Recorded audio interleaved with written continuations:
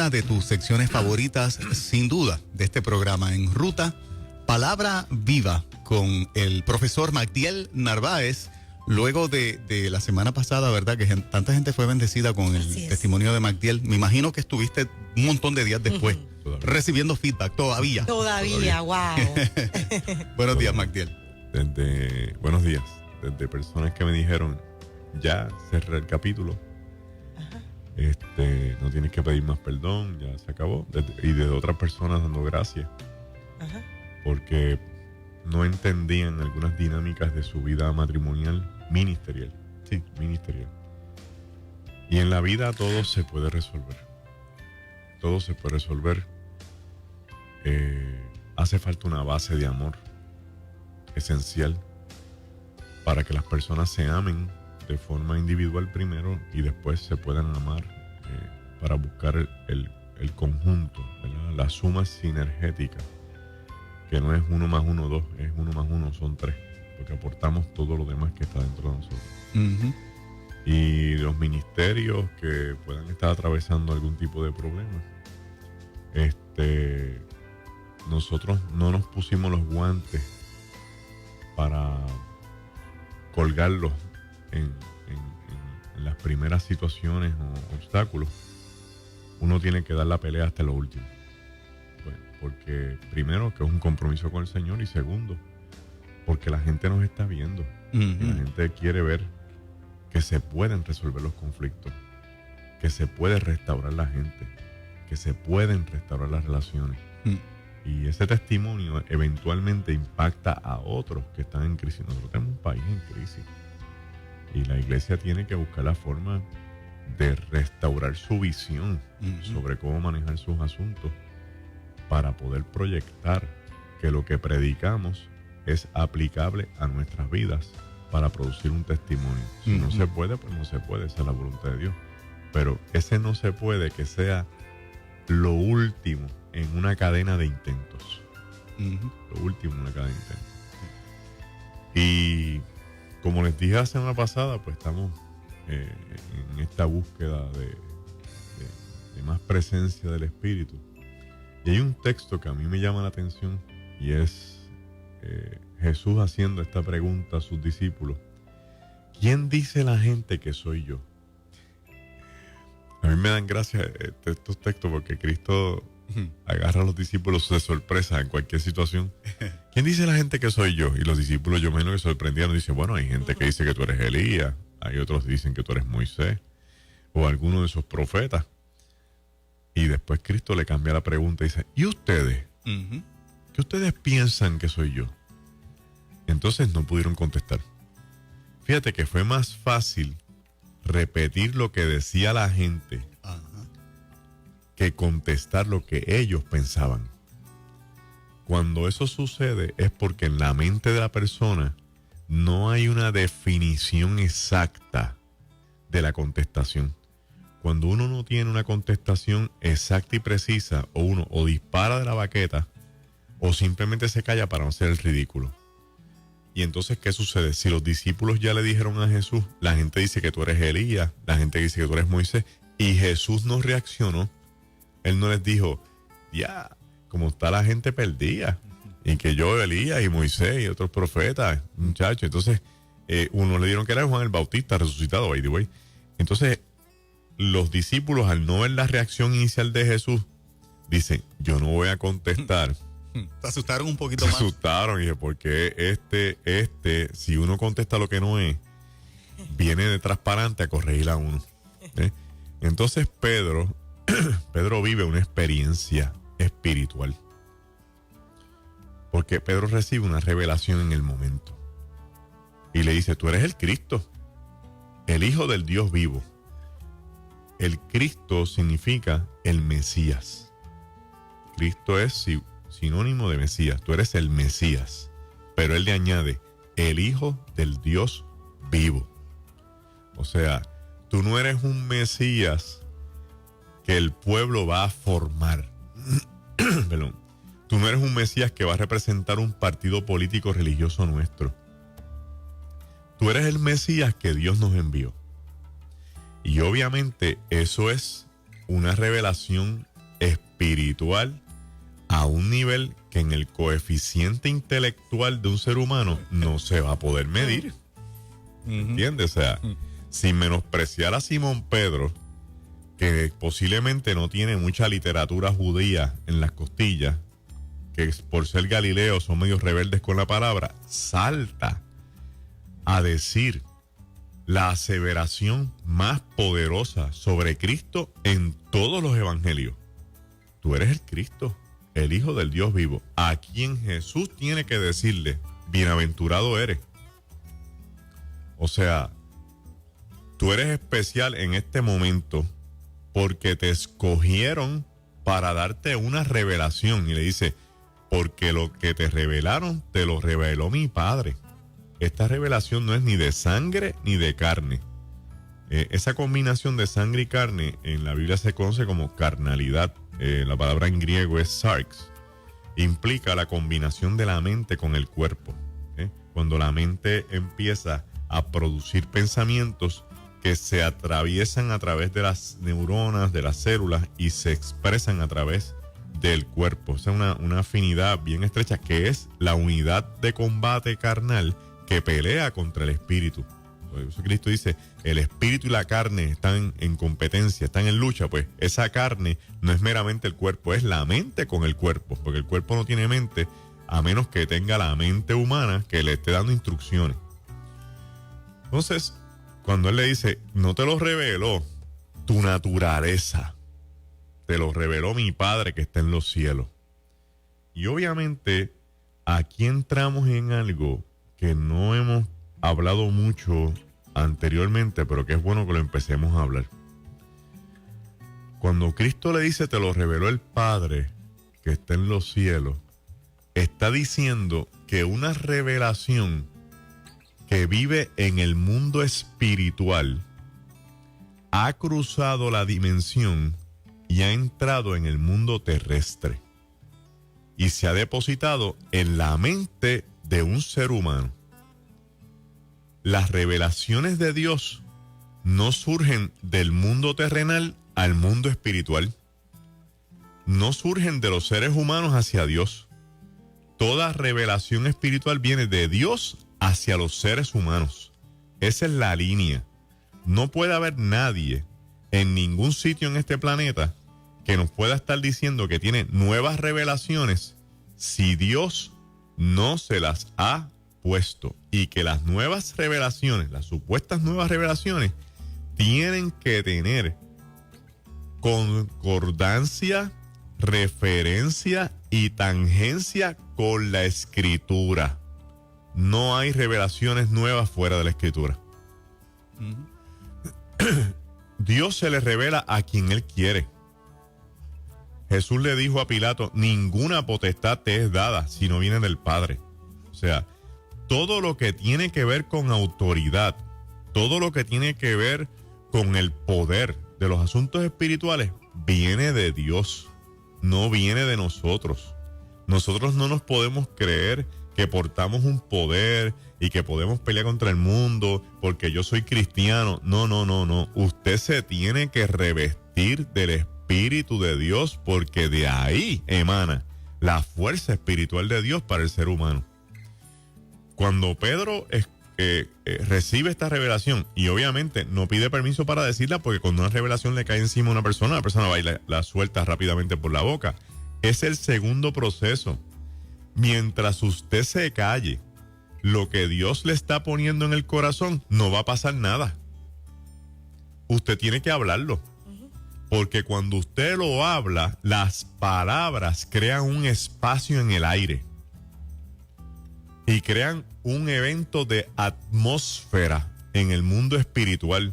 Si yo abro esta boca y digo, yo voy a confiar en el poder y en la voluntad del Señor, yo creé una atmósfera para mí, donde cualquier dardo del enemigo de las almas que esté en el mundo espiritual va a quedar totalmente detenido en esa cobertura que yo acabo de lanzar. ¿Por qué? Porque no puede ser que teniendo el Espíritu de Dios, el enemigo me pueda sujetar, doblegar y humillar. Los otros días, orando, en estos procesos que uno tiene y que debe tener todo el mundo, todo cristiano debe buscar el quebrantamiento. Ese quebranto de momento en la soledad con el Señor, donde a veces la gente dice, ten cuidado con lo que tú dices porque los aires escuchan. Y yo decía, no, en ese momento no. En ese momento no, porque ese momento es de intimidad. Entonces, intimidad es el tiempo que tú escoges para aislarte y estar solo donde nadie más entre. O sea, si tú estás en intimidad con tu esposo o con tu esposa, ahí no va a entrar más nadie. Si tú estás en una intimidad con un amigo que dice, vente acá que quiero hablar contigo esto, tú le estás diciendo que tú quieres apartarte del resto del mundo para tener un elemento de comunicación de algo que es bien vital. Si yo digo, yo voy a intimar con el Señor, yo me voy a la intimidad con el Señor. Y en la intimidad con el Señor, mientras estoy allí orando, reclamando, clamando, diciendo, desbaratándome, quebrantándome, el Señor va a poner una cobertura espiritual sobre mí para que todo lo que se diga allí solo lo escuche Él, porque esa intimidad es de Él. En otras palabras, que cuando tú te encierres con el Señor a orar, el infierno no escucha lo que tú estás diciendo, porque eso solamente lo tiene Dios en su regazo para protegerte. Por lo tanto, cuando Pedro abre la boca y dispara por su labio, que tú eres el Cristo, dejó en los aires establecido que un mortal, porque que Cristo se lo dijera a Satanás, eso era obvio que iba a pasar, pero que un mortal recibió una revelación espiritual del Padre y acaba de abrir sus labios y dejar en la atmósfera que todo el mundo sepa, en el cielo, en la tierra y debajo de la tierra, que que está aquí, nosotros reconocemos que es el Cristo, el Hijo del Dios vivo. ¿Cuántas cosas Dios nos está diciendo? Y la gente se va a asombrar con lo que viene de camino, porque a lo mejor las personas piensan, wow, vamos a abrir la boca para decir cosas bien grandes. Pues sí, abra la boca y dígale a su esposo que lo ama. Abra la boca y dígale a sus hijos lo importantes que son.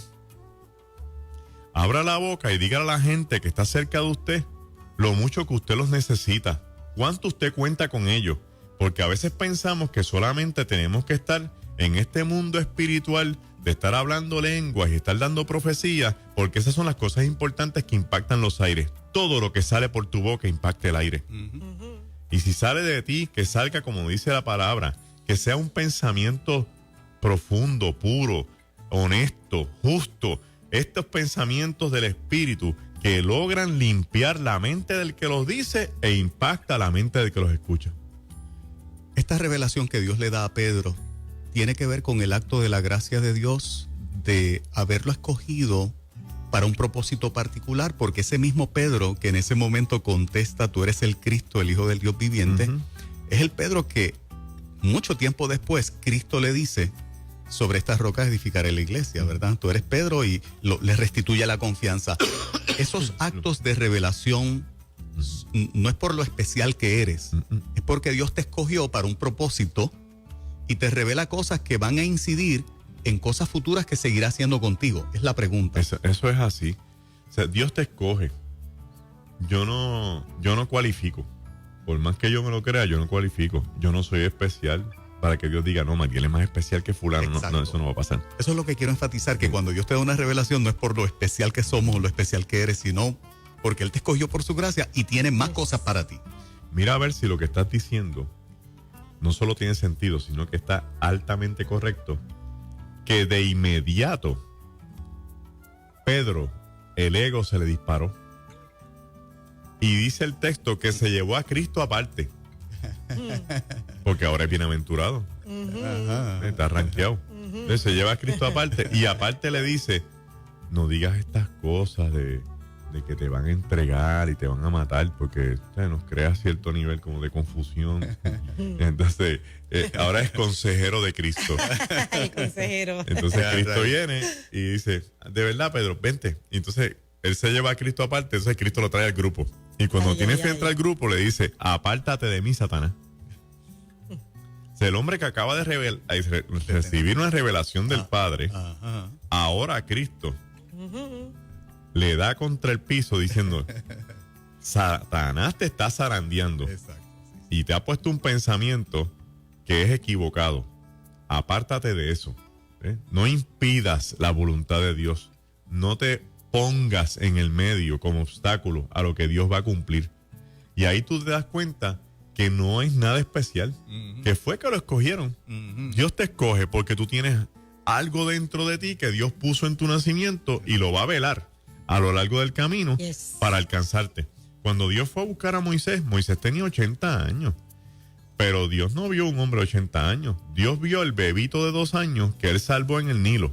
Y lo siguió traqueando todo el camino. Y dice, ¿dónde está ese muchacho? Y este es Madián, tiene 80 años. Pues ese es, porque yo lo salvé a los 2 años para irlo a buscar. Wow. O sea, el plan de Dios empieza mucho antes de lo que uno se imagina. Dios se te revela y después te capacita. Nosotros queremos el combo todo incluido. Entonces ahí lo dañamos, o sea, lo alteramos, lo procesamos. O sea, lo interesante es que Jesús, cuando escucha a Pedro, le dice que él es bienaventurado y le añade una segunda parte y le dice, sobre ti edificaré la iglesia y las puertas del infierno no podrán prevalecer en contra de ella. Ahí hay 3 partes que ameritan un poquito de ejercicio y que lo traigo de corazón porque la iglesia está demasiado descansada en que no tenemos un enemigo poderoso. Y vamos a explicar esto porque parece que como las puertas del infierno no prevalecen contra la iglesia, pues yo no tengo que hacer nada. Vamos a ver si es verdad. Vamos a ver si es verdad. 1, Jesús le dice, sobre ti edificaré mi iglesia. Hay una deformación en la traducción porque se usó para ese escrito el Código Vaticano que favorecía a la Iglesia Católica en el momento del canon, en el Concilio de Nicea, para establecer que Pedro era el primer papa donde Cristo le había dado las llaves de la iglesia a él.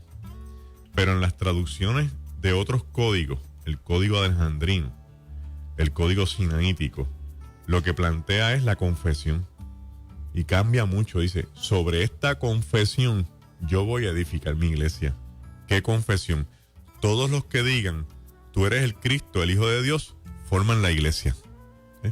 Entonces, porque no es un solo hombre, es todo el que cree. Todo el que cree. La iglesia no es una, la iglesia somos todos.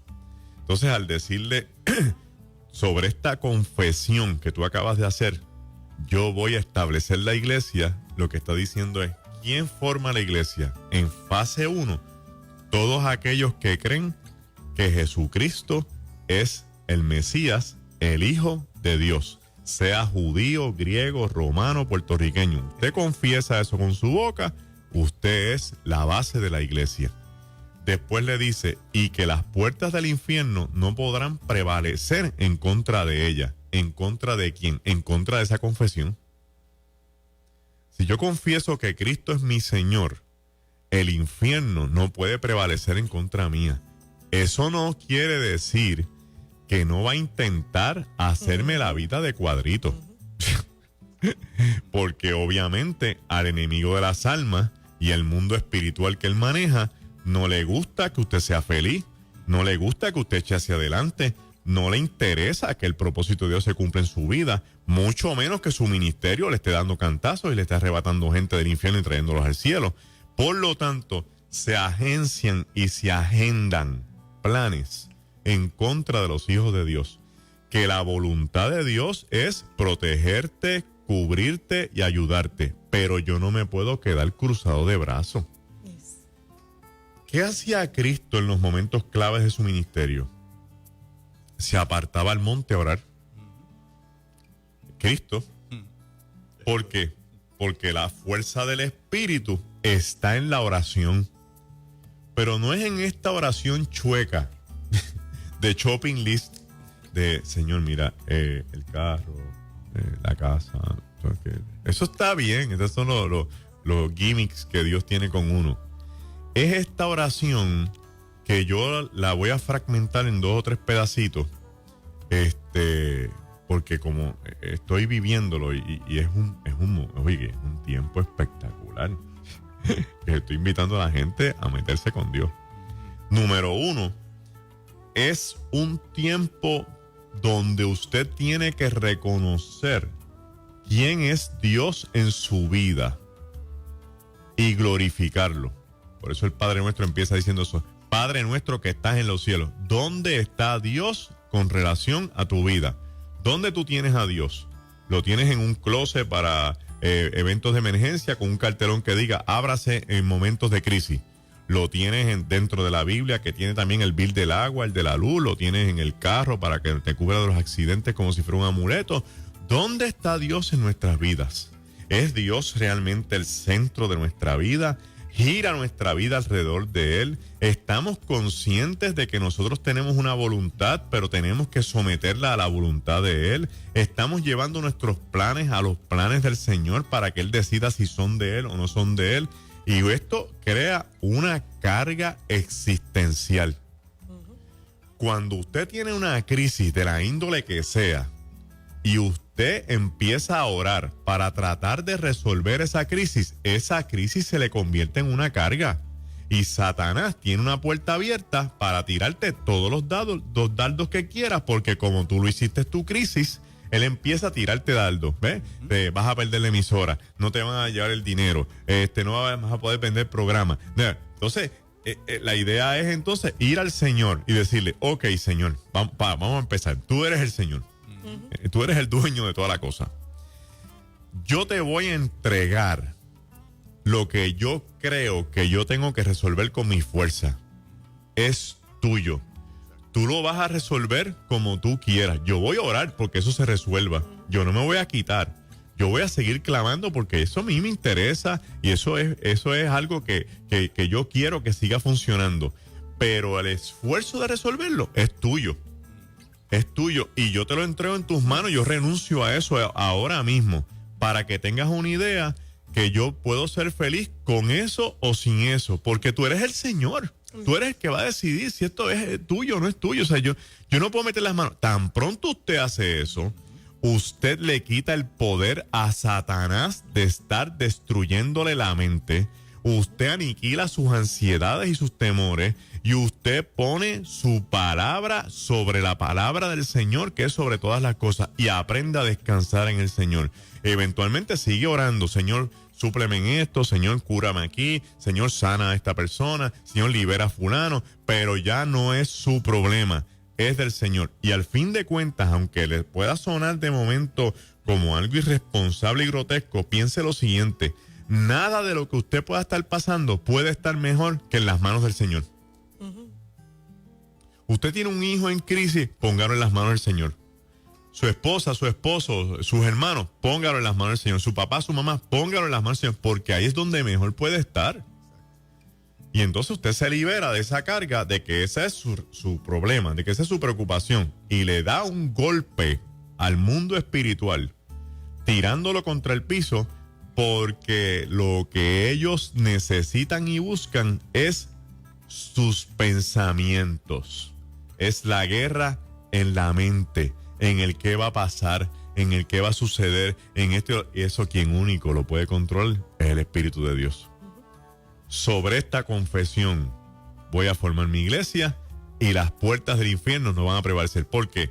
Porque si yo confieso que Cristo es el Mesías, automáticamente yo estoy diciendo que yo le voy a entregar todo a Él. Así que la segunda pregunta en la oración no es ¿dónde está Dios?, que es la primera en su vida. La segunda pregunta es: ¿tú le estás entregando todo a Cristo? ¿Con qué te estás quedando para ti? Si tú confiesas que Jesucristo es el Señor de tu vida, tú le estás entregando todo al Señor en oración, en esa oración sincera de decir: Señor, tengo una situación con este hijo que me está trayendo por la calle de la amargura, pero yo te lo voy a entregar. Tú lo estás entregando de verdad.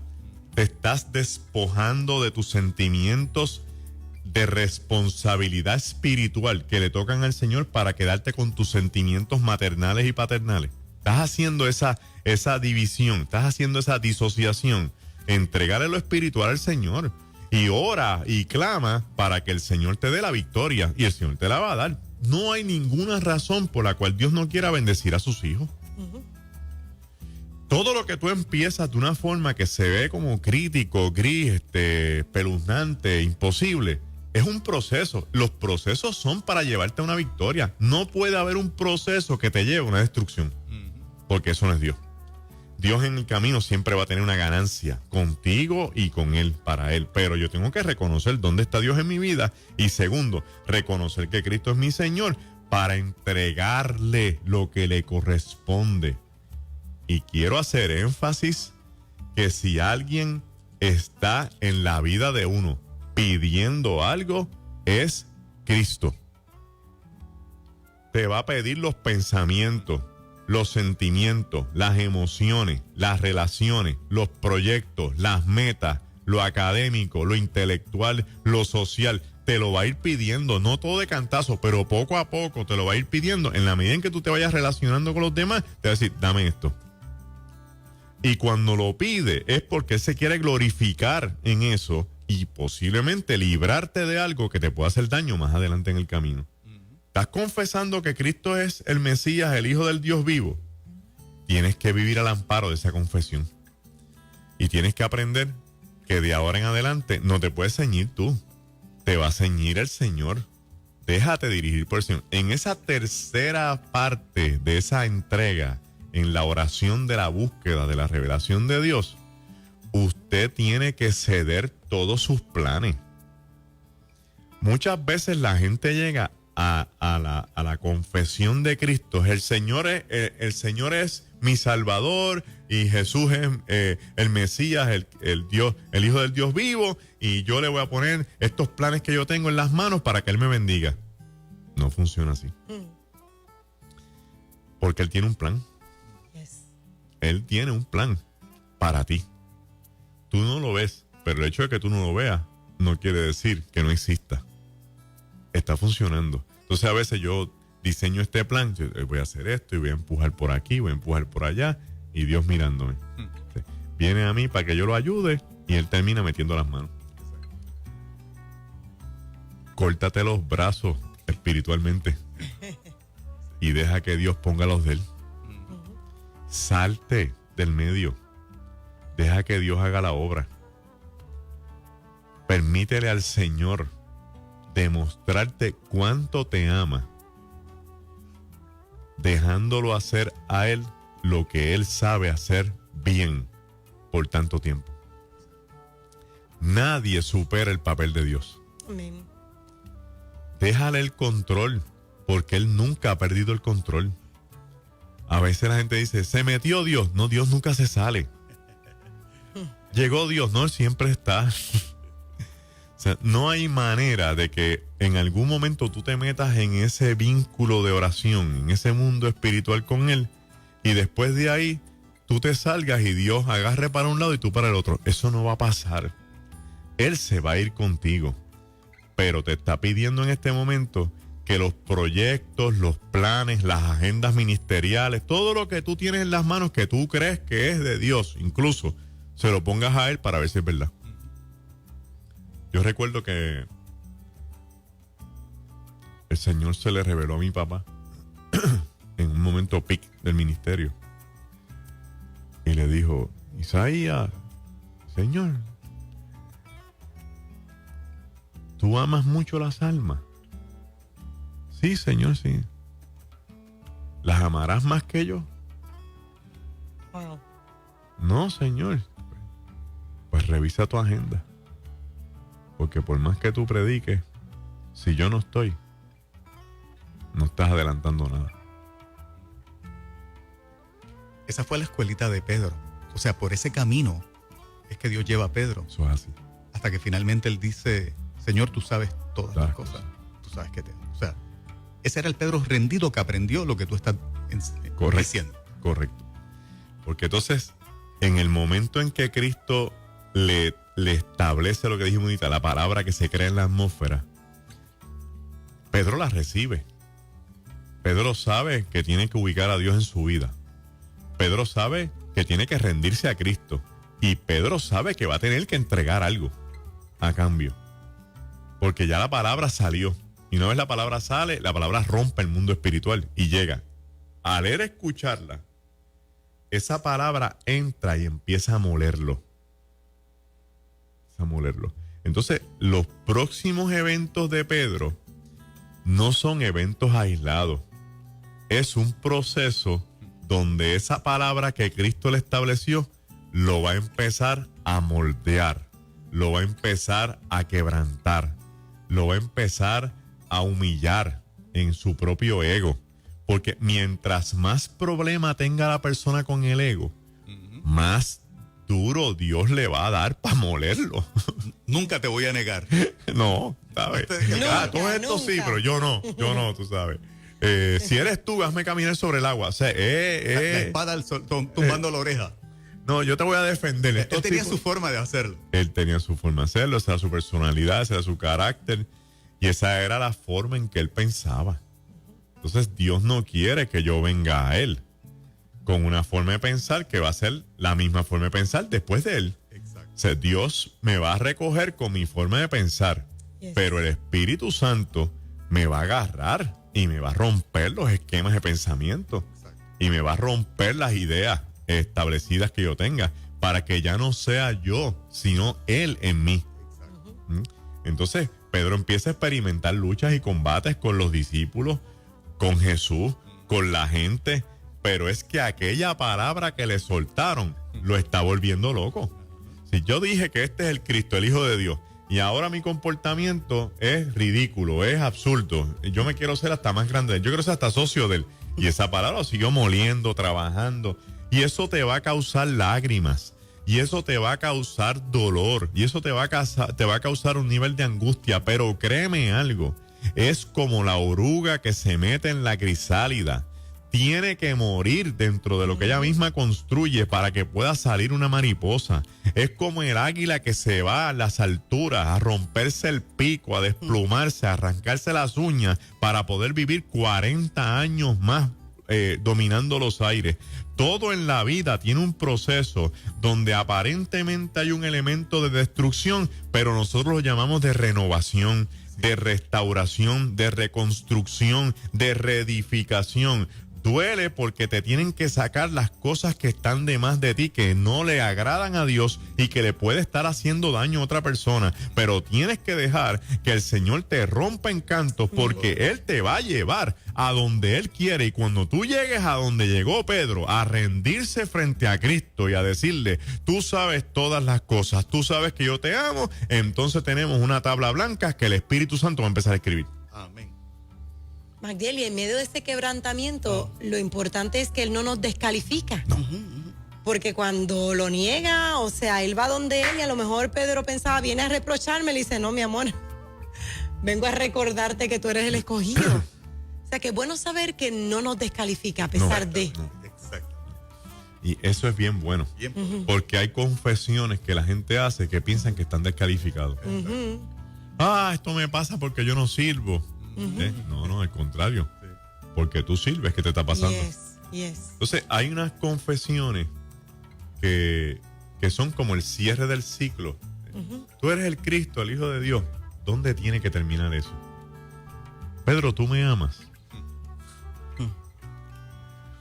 Termina donde empieza. Cristo empieza preguntando, ¿quién dice la gente que soy yo?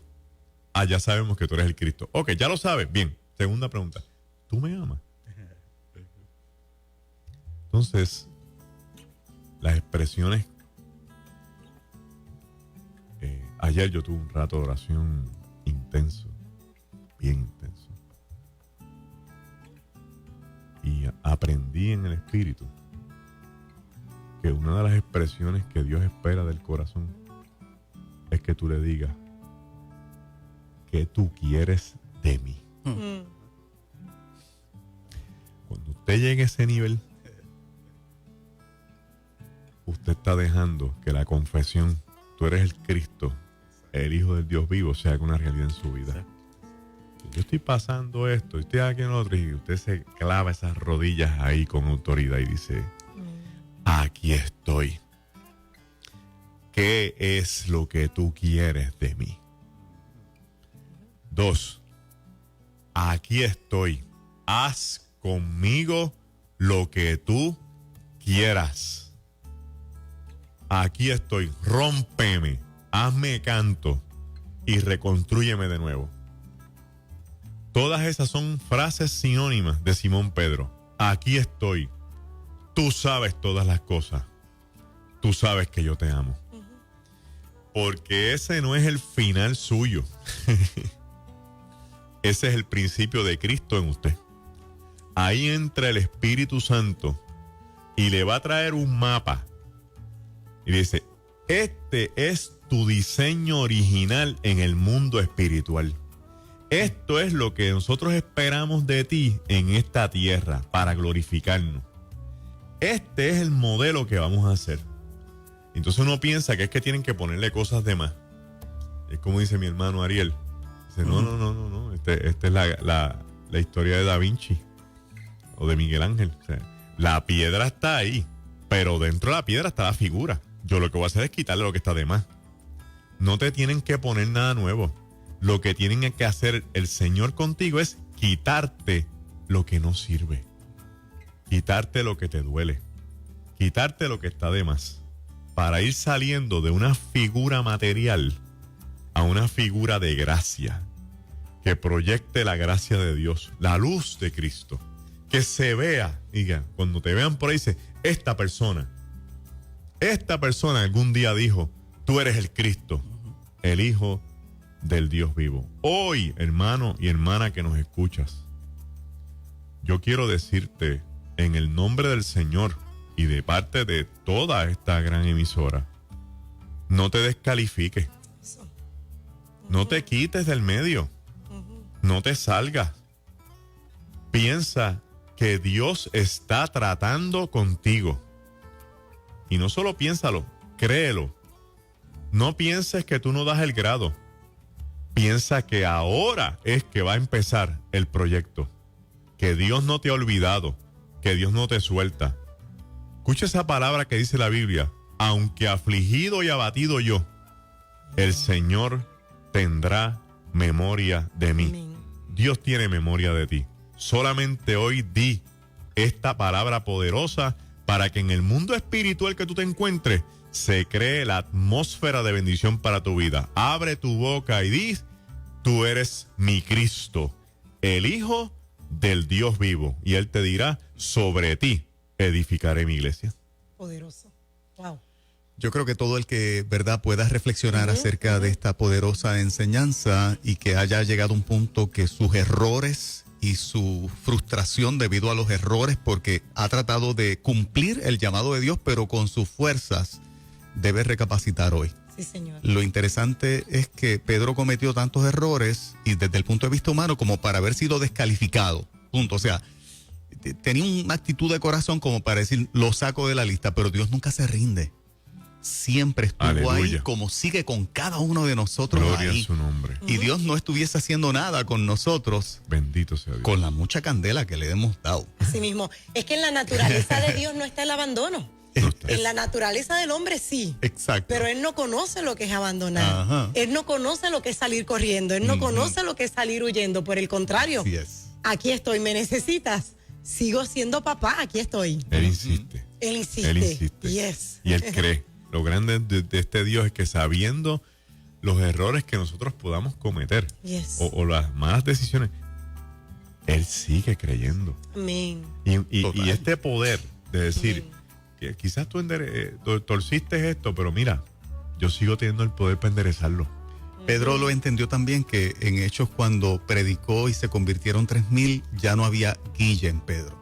Si no hubiese pasado por la Ay, transformación, ay, ay. Pedro se hubiese volado con esa Ajá, primer predicación. Y en la segunda fueron 5,000. Dios te prepara para eso, para que cuando vengan los grandes resultados tú digas, yo no tengo nada que ver con esto.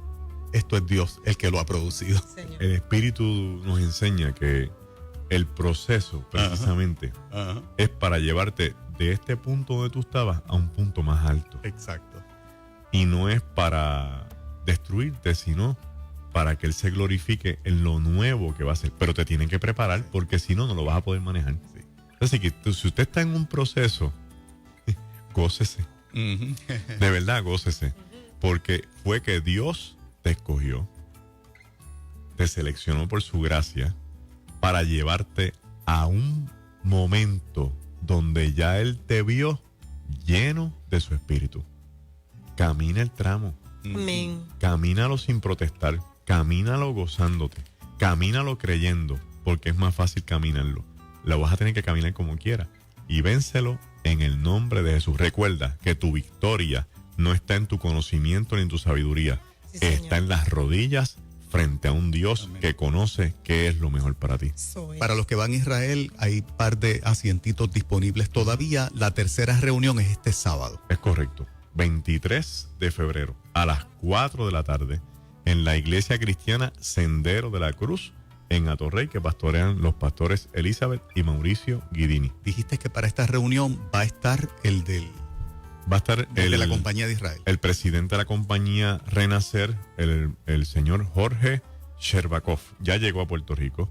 Va a estar presente para que todas las personas que tengan algunas preguntas, que usualmente son las de seguridad, él se las pueda contestar todas. Vamos a también a explicarle a los hermanos cómo va a ser la logística de la transportación, cómo el hermano Magdiel va a ir rotando en las guaguas. Y también vamos a explicar las rutas, haciendo un pequeño cambio en Jordania para beneficiar a todo el mundo, especialmente en las espaldas del trámite, para que vayan cómodos. Vamos a explicarles cómo vamos a agruparnos en las barcas en Galilea. Tenemos separado ya el área del bautisterio para los bautismos, ya casi prácticamente es de nosotros, así que vamos a establecer la historia. Y vamos a hablar del programa en cuanto a qué momento vamos a tener reuniones, para que las personas no piensen que porque van en una guagua y Magdiel va en aquella y Juan Carlos va en aquella, se está perdiendo la explicación. No, las explicaciones grupales las vamos a dar en sitios claves y en reuniones en los hoteles, en salones. Y después, lo que usted va a escuchar durante la trayectoria no es Juan Carlos y Magdiel, son los guías que hemos seleccionado. O sea, usted no se va a perder las explicaciones de nosotros para nada. Y vamos a tener cánticos y va a haber lugares donde vamos a adorar y vamos a cantar al Señor. O sea, va a ser una iglesia rodante. Y le esperamos este sábado a las 4 de la tarde. En esta etapa se montó con nosotros el evangelista Miki Mulero, su esposa Nimsi López. Forman parte de este viaje, así que qué bueno. Gente buena, coge un brequecito allá en Tierra Santa y se monta con nosotros. Vamos a aprovecharlo para vamos que a gozar, claro, canten 2 o 3 canciones allí. ¡Ay, espectacular! Así que la cita es este sábado a las 4 en la iglesia Sendero de la Cruz, tercera reunión del viaje a Israel, tierra profética. Eso, así. Par de asientitos nada más, en serio. Si te quieres montar, este es el break de hacerlo, porque son muy pocos asientos los que quedan disponibles. Tenemos un grupo de prácticamente 300 personas en este viaje. Así que este y va a sábado ser estamos algo diferente para aquellos que han ido quizás 1, 2 veces. Ah, no, ya yo fui, más de lo mismo. No. Se van a estar viviendo experiencias nuevas. Y hay elementos escatológicos que no hubo en otros viajes y que los tenemos como parte del programa, que va incluido en el precio. All inclusive. Excelente. Gracias, Magdiel. Gracias a ustedes. Bendiciones. Dios les bendiga.